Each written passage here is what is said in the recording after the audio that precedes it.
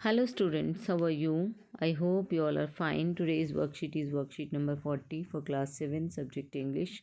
This worksheet is based on the topic trees. Read the extract from the poem Trees composed by Shirley Bard and answer the questions that follow. Put a tick mark against the correct option.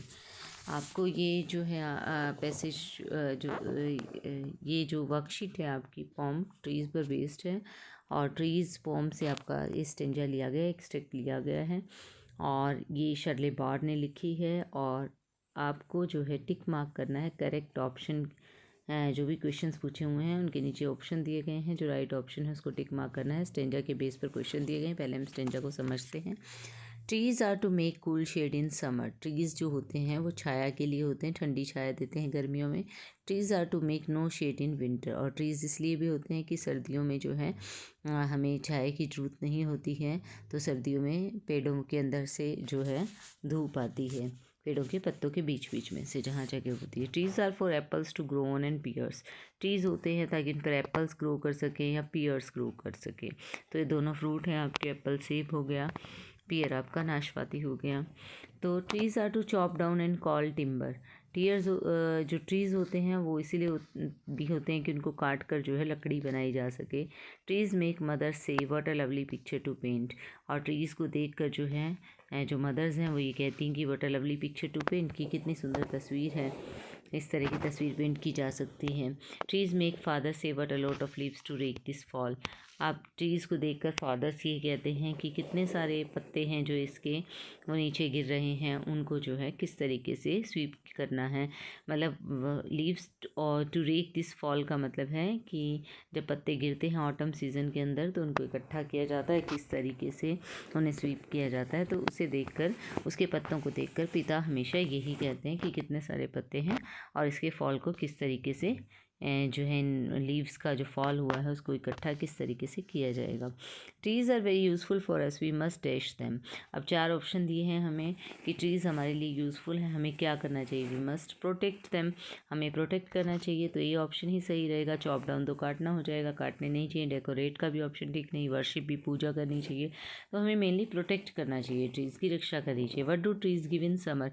Summer में trees क्या देते हैं, cool shade देते हैं, ठंडी छाया, तो option D correct रहेगा। What do mothers say about trees, mothers क्या कहती हैं ट्रीज़ के बारे में, तो ऑप्शन बी करेक्ट है। What a lovely picture to paint. Complete the line trees are to make no dash in winter, no shade in winter, option A is correct.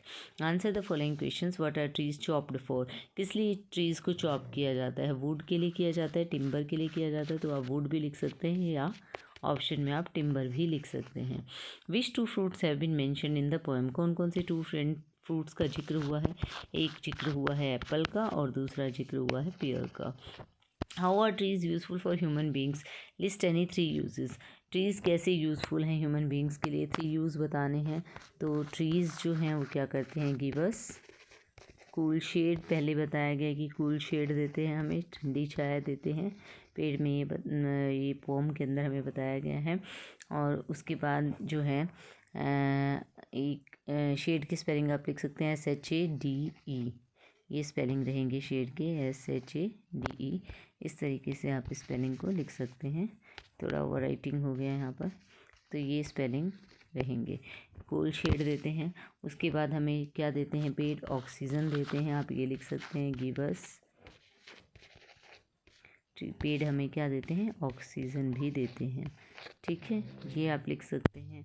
उसके बाद लिख सकते हैं ट्रीज़ गिव अस, पेड़ और क्या देते हैं हमें, फ्रूट्स देते हैं, वेजिटेबल्स देते हैं, है ना। और फ्रूट्स के साथ, वेजिटेबल्स के साथ मेडिसिन्स भी देते हैं। तो आप कुछ भी इसमें लिख सकते हैं, बहुत सारे फ़ायदे हैं ट्रीज़ के। तो आपको कोई 3 फ़ायदे लिखने हैं तो आप ये लिख सकते हैं। हमने यहाँ पर लिखा है फ्रूट और मेडिसिन्स देते हैं, FRUITS, फ्रूट्स की स्पेलिंग आप इस तरीके से लिख सकते हैं। अब आगे आपको कहा गया है, अगला क्वेश्चन जो हमें दिया गया है उसमें कहा गया है कि add a line of your own to the poem, 1 line has been given, कि एक लाइन दी हुई है, अगली लाइन आपको एंड करनी है। ट्रीज़ मेक फ्रेंड से, जैसे ट्रीज़ मेक मदर से, ट्रीज़ मेक फादर से, ट्रीज़ मेक फ्रेंड से, तो एक लाइन आपको ऐड करनी है। आप कोई भी लाइन लिख सकते हैं यहाँ पर। तो हम लिखेंगे what a beautiful place to play. ठीक है, इस तरीके से कि पेड़ के आसपास हम खेल सकते हैं। तो कितना सुंदर प्लेस है खेलने के लिए। तो ये लाइन हम यहाँ पर ऐड कर सकते हैं पोएम के अंदर। तो आप चाहें तो इस तरीके से इसको ऐड कर सकते हैं, कोई और लाइन ऐड कर सकते हैं। I hope you understood the worksheet. Thank you, stay safe.